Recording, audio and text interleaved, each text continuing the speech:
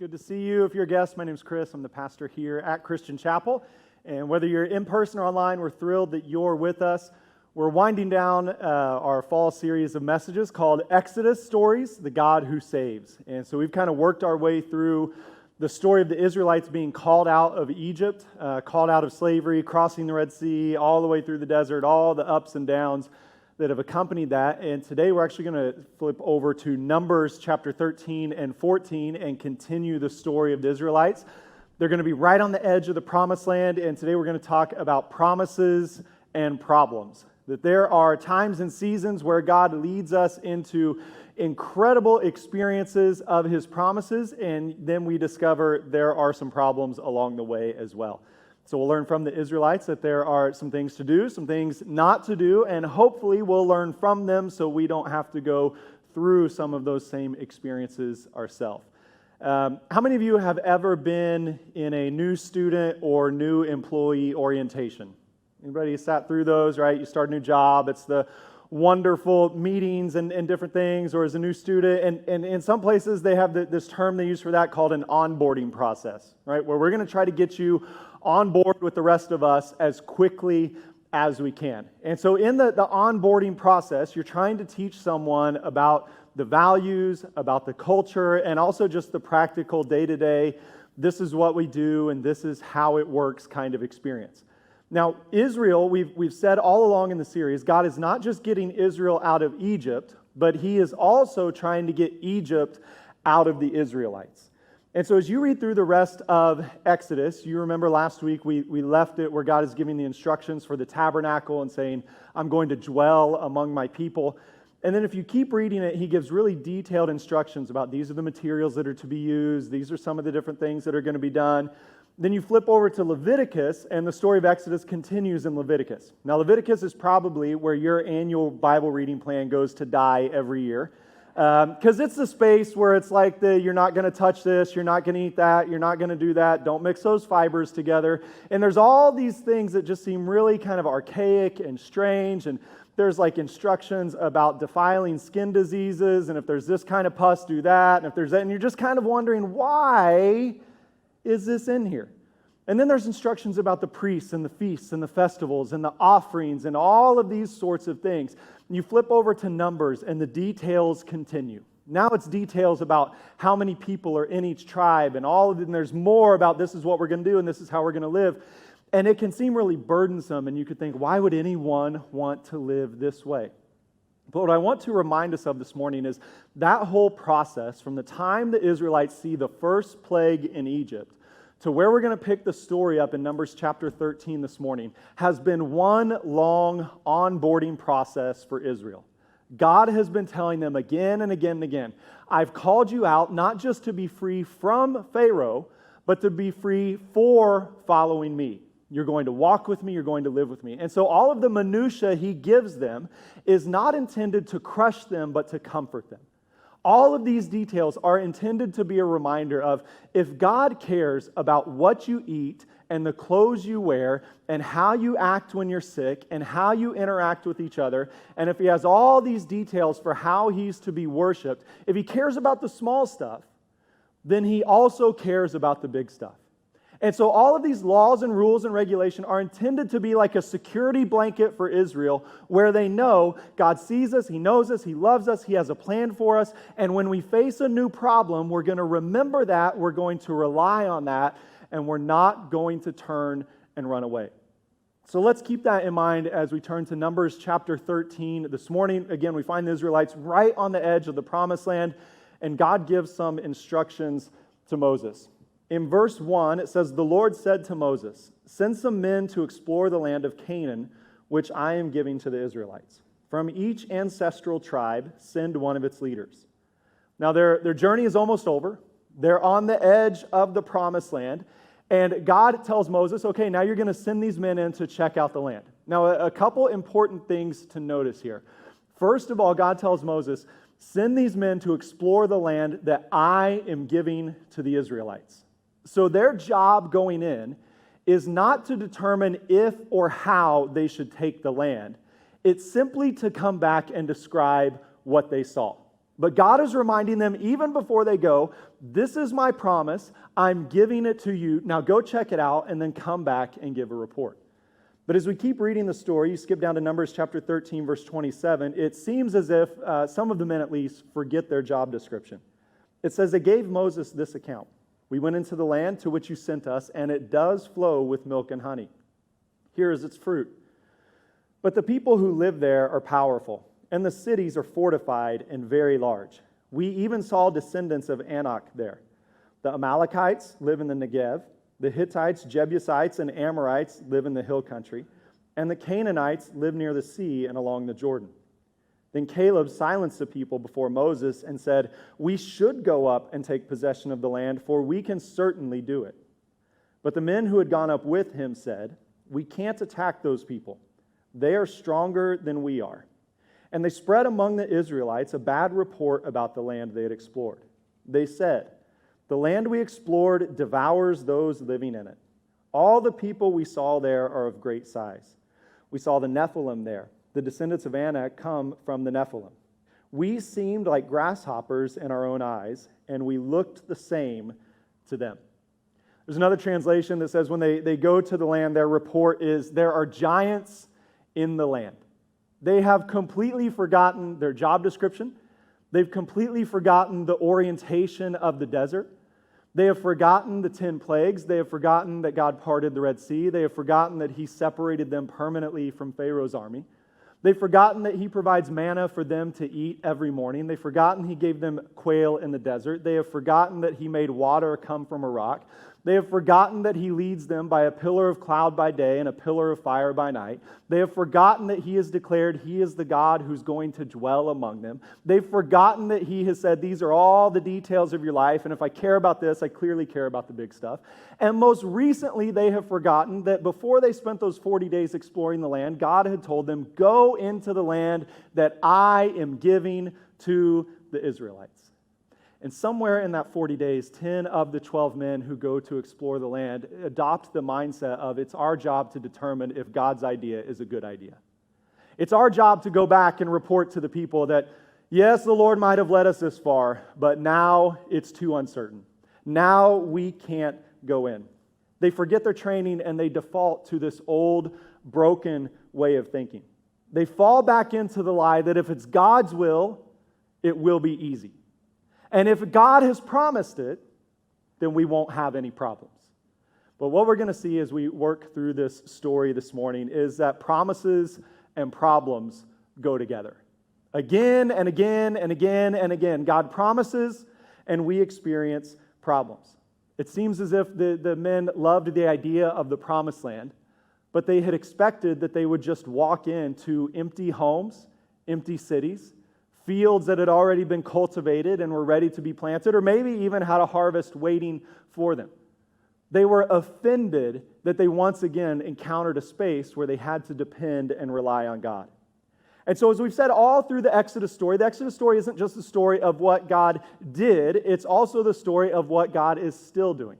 God is still calling his people out. He is still calling us into a new life. He is still not only setting us free from Egypt, but he is trying to get the Egypt out of us. He's trying to lead us into a new experience of complete and total dependence on him. And so one of the benefits for us of reading the Exodus story today is that we have the opportunity to try to learn from them without having to live through everything they experienced. Right? And this is the goal of the Scriptures. This is how the Old Testament is used in the New Testament. They point back and they say, look what God did. Look how the people responded in a negative way. Don't be like those people. Right? Paul tells us this over and over and over again of, hey, you saw what your ancestors did. Don't do what they did. Peter tells us, don't continue on the empty way of life that was handed down to you by your ancestors. When we look back at the stories of promises and problems, what we're supposed to learn is that even promises have problems. So we're going to kind of walk through some of these ideas that we see in the Israelite story in Numbers 13 and 14 this morning. And I want to encourage you, think about the promises that God has made to you. Think about the problems that you've encountered along the way, and let the Spirit speak to you about God's plan, his provision in every one of those spaces this morning. But the first thing we have to understand is even promises have problems. The Israelites have come to this test again and again and again of God has promised to deliver you, save you, lead you out of slavery into a promised land, but you're going to encounter problems along the way. Now, some of the problems that the Israelites encounter are the result of the spaces where God led them. He promised them something so he could lead them to a place and present them with a problem where they would once again learn to depend on him. There are other problems that the Israelites face that are the result of the enemy working to destroy the promises of God.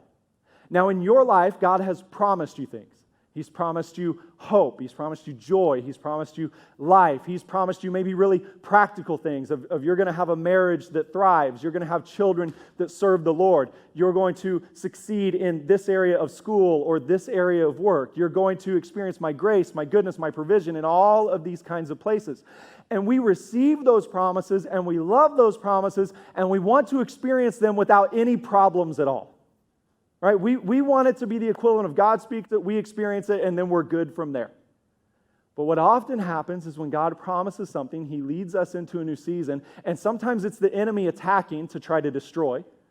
All right, so for some of us, let's say in your marriage this morning, the reason you're having problems isn't necessarily you and it isn't necessarily your spouse. Sometimes it's the result of an enemy who wants to destroy your life and have ripple effects of destruction that flow through your children and flow through your family and your friends and do damage to you and to God's name and God's glory.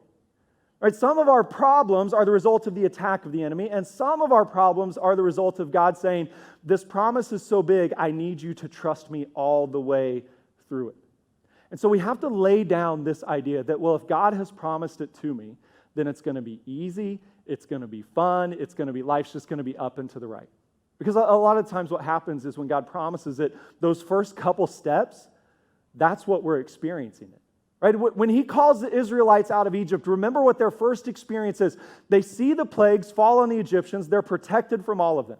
And then one night God sets them free, and as they walk out of Egypt, the Egyptian captors are literally coming and giving them gold and silver and all of the good things from their homes and their flocks and their herds. And the Israelites have to be thinking, the promises of God are pretty awesome. Right? Like how many of us, if God called us into something and the response of the people around us was like, do you need money? How about my car? Would you like my car?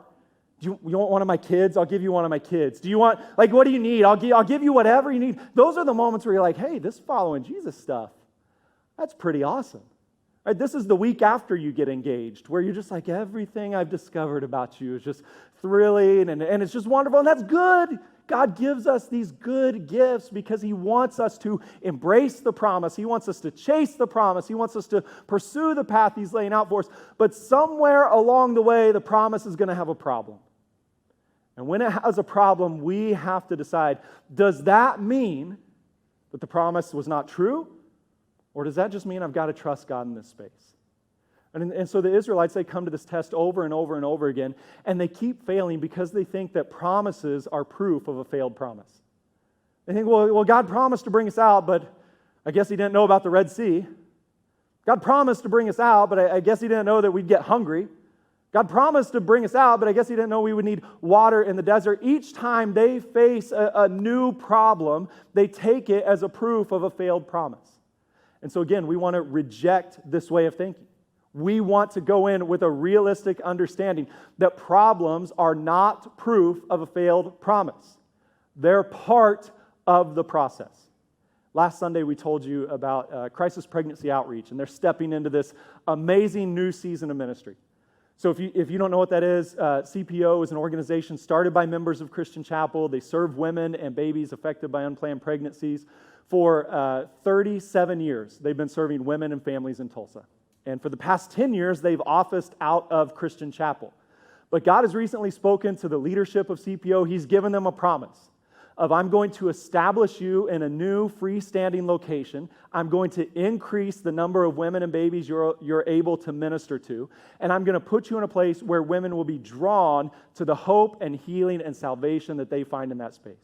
Now, that's a wonderful promise. And so we have found the place. It's on 61st Street, right there by 169. It's an ideal location. It's beautiful. And yet, here's what's going to happen for CPO. They're pursuing the promise. God is providing. We said last week we're given a $100,000 matching gift to help establish them in that place. But with all of the provision, with all the promise, and with all of the celebration, CPO is going to have problems. There's going to be hassles. There's going to be headaches. There's going to be new bills to pay. There's going to be a new budget to raise. All right, there's going to be new ministry opportunities, but new ministry opportunities mean you look around and say, we need more people to serve. We need to figure out how to train them. All of these new promises are going to have some problems with them. And the temptation we face in those moments is to think, well, Lord, you didn't tell me about this. You just said it would be better. And why does better seem so hard? Why does better cause me so much stress? Why does better mean I'm constantly saying, I don't know what to do, I don't know how to do this? But in those moments, CPO is going to remember, in those moments, you and I are going to remember that problems are not proof of a failed promise. They're just the next space where God works. And sometimes, many times, the reason He allows those problems to come is to remind us that His promises are never going to lead us past our need to depend on Him. Right, you never promote past dependence on God. And now, when you were in high school, the goal was for you to graduate and get out of there. Right? When you went to college, the goal was to graduate and to get out of there. When we take sometimes that same approach with the Lord of, hey, I'm going to walk with Him, I'm going to depend on Him, but someday, God, I would really like to get to the place where I can just look at you and say, I got it from here. Right? Been married long enough, I've arrived, and Lord, we're good. You go worry about some of those other people.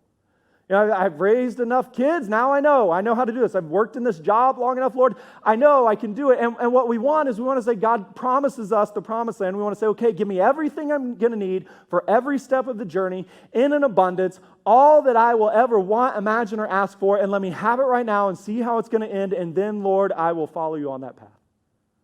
But again, going back to last week, what does God tell the Israelites when He establishes the tabernacle? I'm going to make my dwelling among you. God calls the people of Israel out, not to be completely free and autonomous. He calls them out to be completely dependent on Him. And God's desire in your life and God's desire in my life is that as we pursue His promises, it leads to a growing dependence on Him. We're not trying to achieve our independence and move out of the house and tell Him we'll see you at Christmas and Easter. But we're trying to grow in an increasing relationship with Him. As we read through the story of the Israelites, we see that their problems seem to be escalating in relationship to the promises that they're experiencing. So when they're in Egypt, slavery is their biggest problem, right? Because God has promised them freedom. And then they get to the Red Sea, and they have this promise of, I'm going to separate Pharaoh from you forever. Now they're stuck between his army and the sea. And then God leads them out the other side, and they have this promise that I'm going to provide for every need, but then they start to run out of food and out of water. And now they stand on the edge of the promised land, and God has promised, this is the land I'm giving to you, but they come back and say, but there's giants there. The land itself devours the people who live there. How can you possibly do that for us? And it's a reminder to us that the bigger the promise God makes to you, typically the bigger the problems that are going to be associated with it, and the bigger the provision you're going to have to trust God for. Now, the first part of that, we're all about. I want big promises. And yet, as you read through the scriptures, the overwhelming message is, then get ready for big problems. Right? Aren't you glad you came to church today of like, Lord, bless me? Problems? I don't want problems. I want promises, and I want provision, but I don't want problems. And we tend to believe this lie of, hey, there will eventually become a point in life where I am promoted past the problems. I will succeed enough. You know, so for me as a pastor, it's tempting for me to look around at pastors who I might think are more successful than I am. Maybe their church is bigger, or they're better preachers than I am, or they're better leaders than I am. And it's tempting for me to look at them and think, I just wish I could be where they are, because they've got all the promises and all the provision. But what happens is every time I get to know them, I also discover they've also got all the problems that come with it. A couple years ago, I was invited to a basketball game over at ORU. Actually, it was with President Wilson. He was hosting some local pastors, and didn't know you were going to be here, but good to see you. So, promise it's a good story, not telling bad ones about you, but, So President Wilson, he hosted this group of pastors, and I don't know how, got in there, I think snuck in a back door or something, and so we're there, and it was the first time I met him. He hadn't been to ORU very long, and so he started asking me about Christian Chapel, and I was telling him who we are and what we do, and all these kinds of things, and he was asking me, what are you trusting God for? And there were some things that we were really believing the Lord for that to me were massive problems and needed massive provision. And so I was telling him, and he was being really encouraging of, hey, God's going to do that. You can trust him, be faithful. And then I started asking him about ORU. Hey, what are you guys doing? What are you working on? And he started telling me about these projects at ORU. And, there are times where you're trying to play it cool, but inside your head is exploding. Like I had just told him about some of my $100,000 problems that I was really trusting God for. And he started telling me about these $10 million problems. And I was just like, oh, and so he talked me through, and I remember at one point he mentioned they were replacing the turf on the baseball field. And he told me how much it cost, and before I knew it, I had just blurted out, oh my goodness, that's expensive. And I didn't even know, and he just kind of laughed, and he said, Chris, everything here is expensive. And it was just that I have come back to that thought over and over and over again, because it's reminded me of this truth. The bigger promises God gives you, the bigger problems you're going to face, and the bigger God's provision is going to have to be to see that promise fulfilled. You're never going to outgrow your need to depend on him. Because it's easy for me to look at President Wilson and say, man, that guy's arrived. All the promises and all the provision. But then you talk to anyone in those moments, and what you find is, and all the problems. Right? You might be sitting there holding one baby or waiting for that first child, and you're just thinking, man, I wish I could be like that family over there. They've got the 5 kids, and man, it just seems like they've got all the promises and all the provision. Go to their house. They've also got all the problems. Right? They've got all the household. They've got all the spaces where they're saying, we don't know. Lord, please help. Again and again and again and again, God keeps leading Israel into these experiences to help them understand no matter how big the promise, there will always be big problems that accompany it. And sometimes those problems are coming because the enemy is trying to attack and destroy, and sometimes they're coming because God is trying to teach and to lead. But either way, our job in those moments is to keep our eyes on the promise and the provision and not be distracted by the problem. You see, for the Israelites, they're standing on the edge of the promised land. For 40 days, they're waiting for these 12 respective men, one from each tribe of Israel, to come back and describe this land they've been dreaming about. And as they're waiting, they're so excited to hear the report. But then when they come back, what is the report? Hey, the land is full of giants. The land devours the people who live there. We look like grasshoppers in our own eyes and to them as well.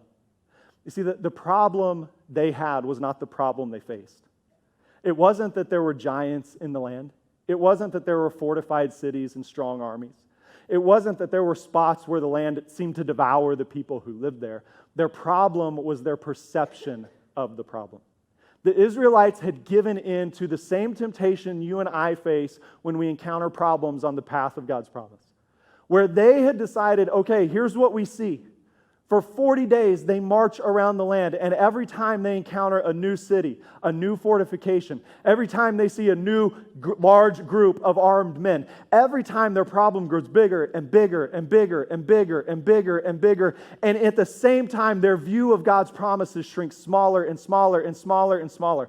So by the time they show back up, they have this massive problem and this tiny little promise. And it has shrunk their view not only of God, but of themselves. You see, who are the people of Israel as they stand on the edge of the promised land? In their eyes, they say we're grasshoppers. We are weak. We are powerless. We can be driven away by a strong wind. But in God's eyes, they are the chosen ones. They are the called out ones. They are those who've been redeemed from slavery. They are those who've been led across the Red Sea. They are those who've drank from water from the rock in a desert. They're the ones who've been provided manna from heaven. They're the ones that God has spoken clearly to. They're the people He's chosen to make His dwelling among them so that all the world may know the grace, the glory, the power, and the might of God. That's the identity they are supposed to remember as they encounter the giants in the land. But instead, they choose to let their problem become their reality. Now, you and I, we don't use the same language. We don't say, I'm just a grasshopper, right? Because everyone will be like, what? But we have different language. We use the language of, I always and I never. God promises, and we're following Him on the path of the promise, and then here comes the problem. And we think, I always have this happen to me. God tells me He's going to do something, and I start following Him on the path, and then it all falls apart. I never get an easy road. I always am the one who blows it at the last minute. I never trust God all the way through it.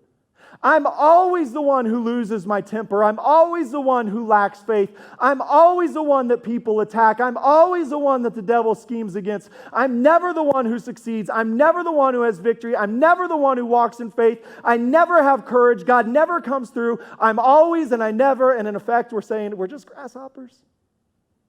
What are we going to do? The problems are too big and the promise is too small.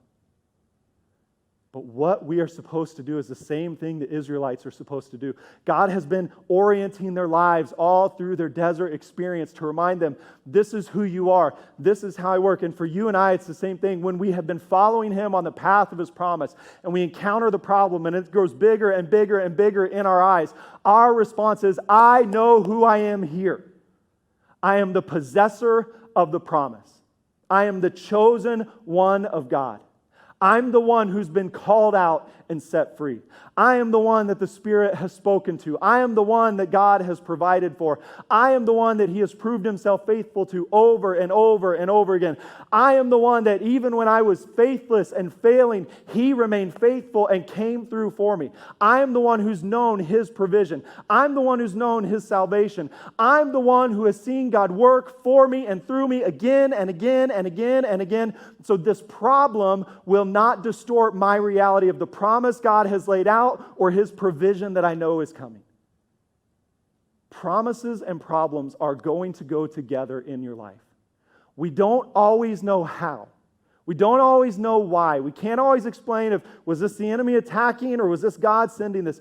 All we know is that for every promise God makes, there will be problems, and for every problem we face, God will provide. So in that space, then, we realize we have two choices we can make.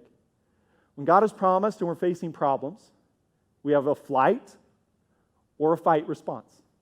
And we see both of these here in the stories of the Israelites. So 12 spies go in, 10 of them come back and say, let's run away. 2 of them come back and say, God has promised it, let's stay here and see what He does. All right, so if you flip over to Numbers chapter 14, we see first the flight response. It says, that night, all the members of the community raised their voices and wept aloud. All the Israelites grumbled against Moses and Aaron. And the whole assembly said to them, if only we had died in Egypt or in this wilderness. Why is the Lord bringing us to this land only to let us fall by the sword? Our wives and children will be taken as plunder. Wouldn't it be better for us to go back to Egypt? And they said to each other, we should choose a leader and go back to Egypt. I mean, this is Israel's most common response. From the day they're delivered until they possess the promised land. Every time they face hardship, their response is always, hey, we should go back to Egypt. You know, hey, we're stuck by the Red Sea. Let's just go back to Egypt. We're hungry. Let's go to Egypt. We're thirsty. Let's go to Egypt. There's an enemy. Let's go to Egypt. There's giants. Let's go to Egypt.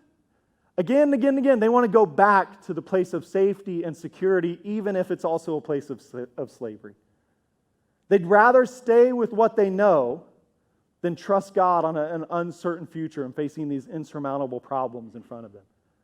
You know, sometimes when I'm studying for a sermon, I come across a resource that just describes something so much better than I ever could. This week I came across a video that I think accurately summarizes both the Israelites' response to problems and our response, of just that natural default response of, I'm just going to turn and run away. All right, so this is the image, this is the thought that I want to stick with you in the coming days when you face problems. Can you throw that up for us, Mallory? Just over and over and over again. This is us. There it is. No, I'm not doing that. Right? Just again and again and again and again and again. Now, if you're a parent of a toddler, you are almost positive what's happening there. That's definitely either at nap time or bedtime. And they have taken that child in the room and they have told them, go to sleep. Please, if you love me and Jesus loves me, go to sleep. But then this is the child, everybody has one, some of us have multiple, that's the escape artist, and that is always convinced of, at nap time, there is some grand party going on that I'm missing out on. So I've got to come out and see. Angie and I, we had one of ours that did this, and so we would do that exact thing of put them in bed, and then you would close the door, and you would walk around the corner in the hallway, and you just wait, because you know they're coming. They're doing it every time. And what happens? That exact thing would happen. They would come out, you would step around the corner, they would have the, and turn and run right back in. This is just, I love it because it's just our default response. It's one of those, we do it without even knowing what we're doing. And for the Israelites, again and again and again, their response has been, when they face a problem, to immediately run away. You and I, we have some of this same struggle in our own life. And so we have to reach this point. Before we can stand and fight, we have to just stop running away. The first step of faith is not, hey, let's go. The first step is just, I'm going to stand right here. You know, the Israelites, God wasn't calling them for the spies to come back. He knew what the report would be.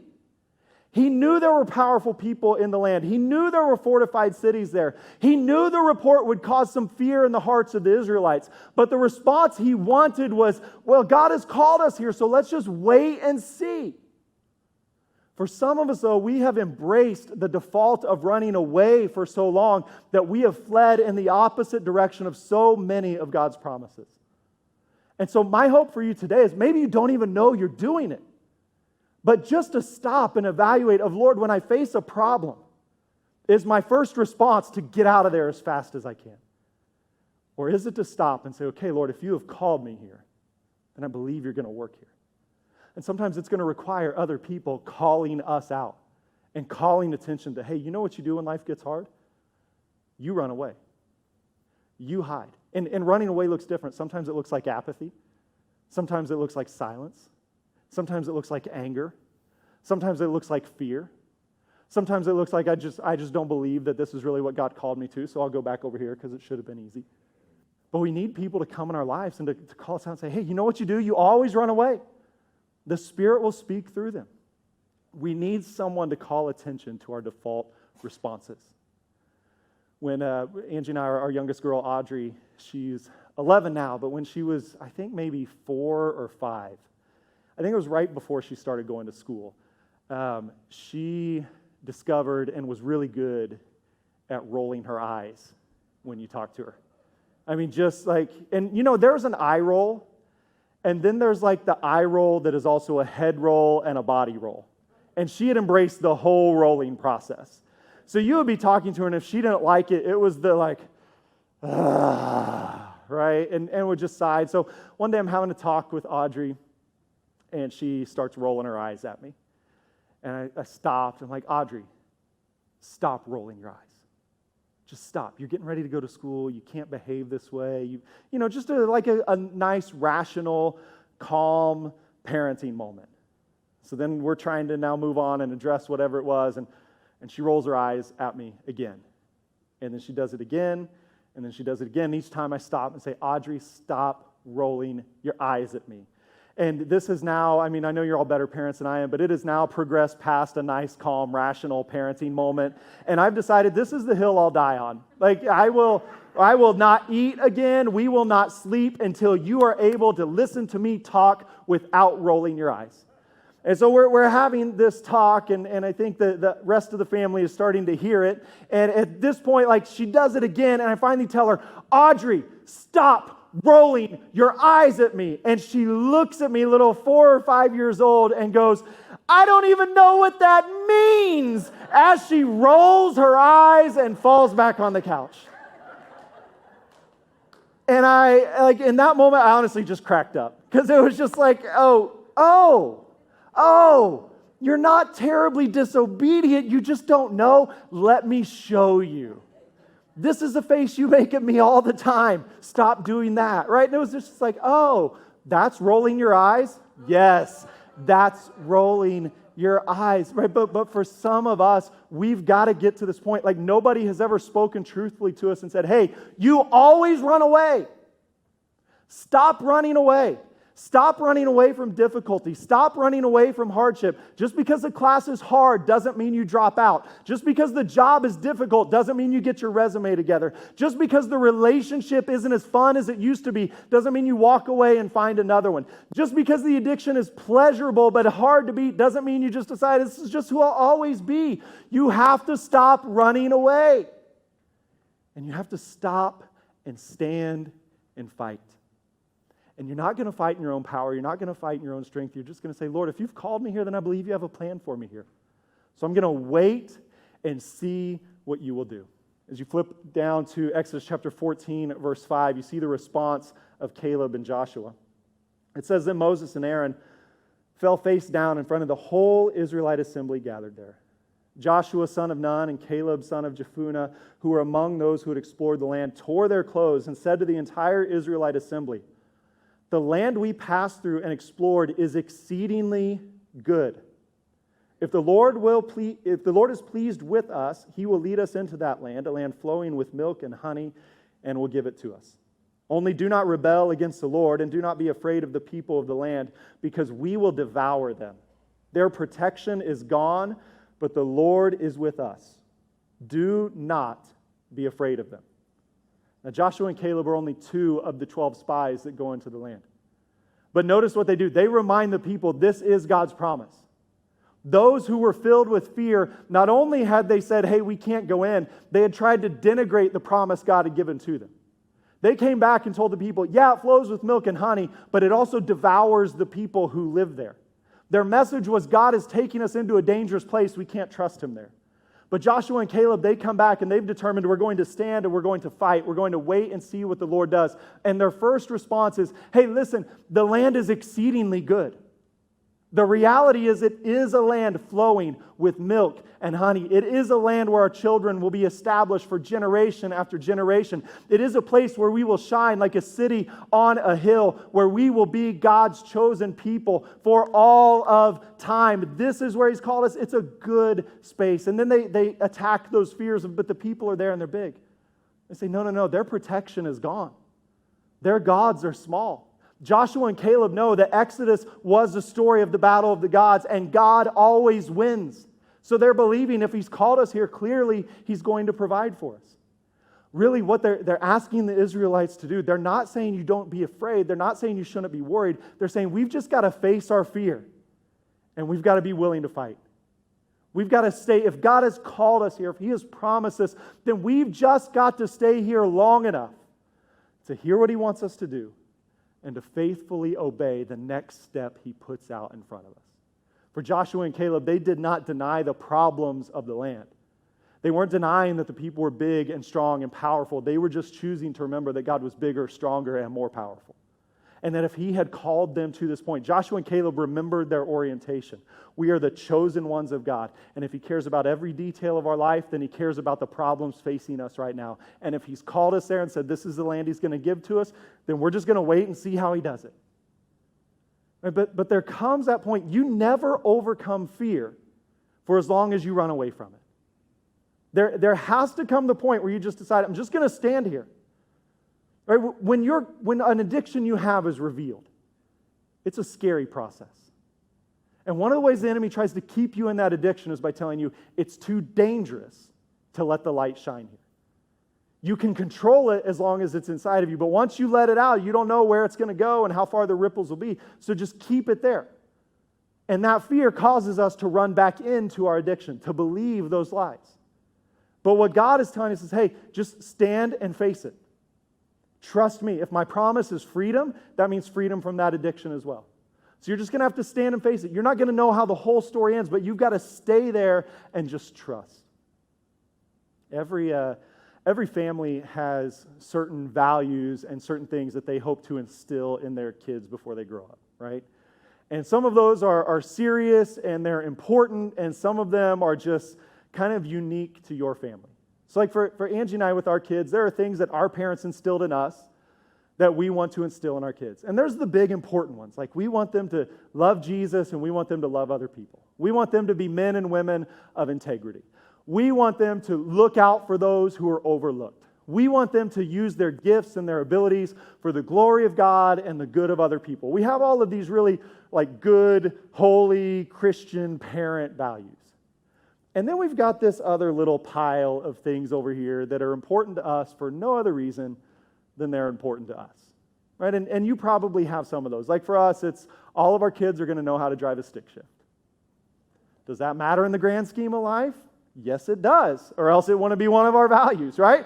Just, hey, no child of mine is ever going to see a car and be like, I can't drive that, right? So we just, like, my grandpa did it to my dad did it to me. You're going to know how to drive a stick shift. And so we've got that one. We've got dumb ones, like you're going to know how to water ski. Again, probably not a life-altering thing, right? A little challenging when you don't have a boat to teach your kids to water ski. But you're going to figure it out. Why? I don't know, because we can, and if they ever go out, we don't want them to be the ones like, I don't know how, and I'm 30, right? So we just decided we're going to do that. This is what they're going to do. Like our kids, they're all going to have good shooting form, right? And you're like, guns? No, free throws. So, they're going to know balance, eyes up, elbow in, follow through. Like these are important things for us. They're going to know how to throw a ball and catch a ball. They're going to know how to hit a ball. They're not going to look awkward. Again, you do you, we'll do us. It's weird, I know. And then we've got this one that I don't know where it became a thing. Actually, I do know where it became a thing. But at some point in our life, Angie and I decided none of our kids, there are no Dow children who are allowed to be scared of roller coasters. Just not a thing, right? And I'll tell you exactly where it came from. Two experiences. One, in high school, I was at Worlds of Fun in Kansas City with a group of my friends. And as we're walking around, there was the one kid who just refused to ride anything. And I just thought, man, you are bringing shame on your family. Like, I question your ability to succeed in life. Probably going to wind up in prison, right? And so you just kind of have all of these, like, I don't know. None of that was justified. I'm sure he's a wonderful person and doing well today. But just had that first thought as a teenager of, no child of mine, right? And we've all got our no child of mine statements. No child of mine is going to be scared of a roller coaster. And then we came to Christian Chapel. I was a youth pastor, and we took some kids down to Six Flags one summer. And we would do this trip kind of every year. And every year there would be a couple kids who would go with us. And they would buy their $75 ticket, and they would get in a church van in the parking lot at 4 a.m. in the morning on a Saturday, and they would ride for 4.5 hours down to Six Flags. And they would go in, and it'd be 110 degrees, and you're just baking off of that asphalt. And we would walk around, and we'd buy our $27 hamburgers and all of this kind of experience. And they would not ride a single ride for the entire 12 hours we were there. And then they'd get back in the van late at night. They'd drive all night. They'd get home, and they'd come home. And I always wondered, what's that conversation like with your parents? Hey, son, I just spent $150 for you to go to an amusement park. What'd you do? Well, I walked around and I sat on a bench. And I was so deeply offended, but now it was not an offense of what this said about a person. Now it was a much more practical offense of a parent. How dare you waste your parents' money? They spent some, but now I understand of like, hey, as a parent, I'll spend $150 to send my teenager away for a day. Do what you want with them. I don't care, but hey, all right, have fun. You're alive? Good, all right. But I get it. But at that point, it was just like, again, and I would come home and tell Angie, our kids are riding roller coasters. And so I know, like, with the roller coasters, there's a height requirement. So for some of you, you might have had to wait till you were 7, 8, 9, 10, 14 before you were tall enough to ride all of the rides. Well, God blessed us with tall children, so they all got to confront this fear very early in life. I mean, they were 4 and 5 years old, and it was like 4 to 8 inches, get on. And in each case, sometimes they always said they were excited. But then as you got closer and closer and closer, and Angie and I, we're building it up of this is going to be so much fun. You're going to love it. You're going to love it. You're going to love it. It's so much fun. And then you get closer to the promise, right? And you get up in the front and you start to get through those chutes that are actually inside the building. And now you can see the people getting on. You can see them shooting out. And you can see where they're going upside down and they're going around in circles. And then you see the ones that come back in and the little kids have the tears coming down their face. Right? And in that moment, some of you parents, you're kind and compassionate. And your kid says, I don't want to do it. And you're like, that's fine.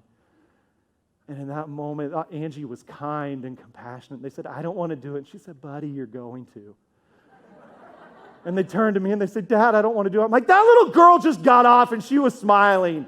Is she tougher than you? Right? Different parenting approaches, but both for the same goal. You are not going, we don't care if you love it. We don't care if you want to ride him again. You're just not going to be scared. And if you're scared, you're going to overcome it. You're just going to do it. Now, there are those parenting moments that you have in life where you kind of, again, stake your claim of this is the line and I'm just not bending. And then later in life, you're thinking about it and your kids are like telling the story and you apply some kind of like spiritual application to it to justify some of your poor parenting choices. Of like, well, you know, son, what I was really trying to do there. I was really trying to teach you that you never overcome fear without facing it. I was really trying to teach you that when God promises big things, sometimes there's going to be big problems. And in that space, there's going to be some big fear. And there's always a chicken exit. And you can see those other chickens taking the exit. Right? And you can see them walking, and they're mama's boys. And they're just like, and it's just like, but you're not going to be there. You know why? Because you're a man of God. Audrey, you're a woman of God. He has called you and equipped you. We're not among those who tuck tail and run. We're those who stand and strap in. Let's go. This is what we do. Right now, the reality is, I don't know why. In some stubborn way, I just decided my kids aren't being scared. You're not wasting my money. Get on the ride, right? But it reminded me this week as I was reading the story of Joshua and Caleb. They're standing there and they're the last line of defense between Israel being obedient to the Lord and walking into the promised land, and Israel being disobedient to the Lord and being banished back to the wilderness for 40 more years. And they stand there, and their plea is not, hey, we can do this. We're big enough. We're strong enough. We've been equipped. We've been challenged. Their plea is, the Lord has promised, and He will be with us. They're taking all of their stance on, we don't know how, we don't know why. We just know our job is just to stay here. We can't take that chicken exit. We can't take the easy way out. We've got to strap in, and we've got to see where this ride leads. And they took that position from a position of faith. Believing, yes, it's a big promise. And these are the biggest problems we've faced to this point. But we're believing there's a bigger provision coming. We're believing God has not called us here to leave us here. Right? They're trying to get Israel to transition their thinking. From those who always think, let's just go back to Egypt, to those who begin to think, my obstacles are God's opportunities.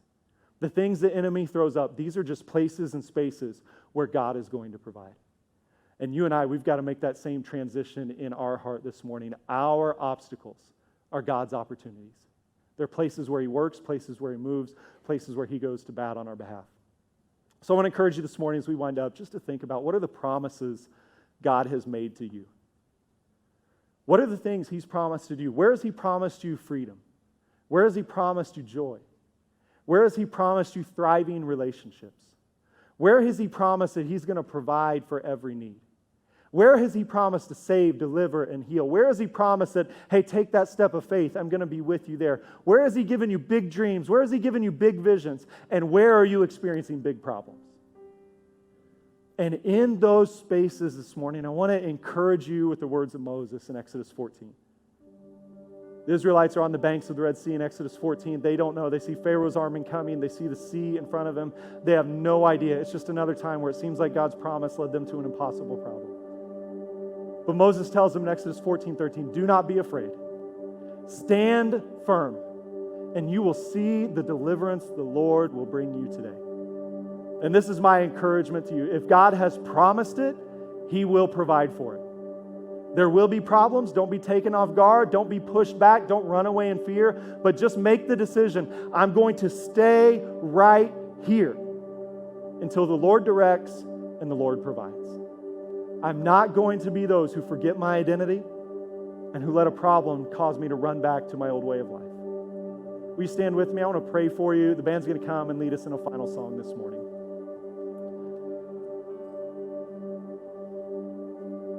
Jesus, we come today and you see the struggles that some of us are facing as we pursue your promises.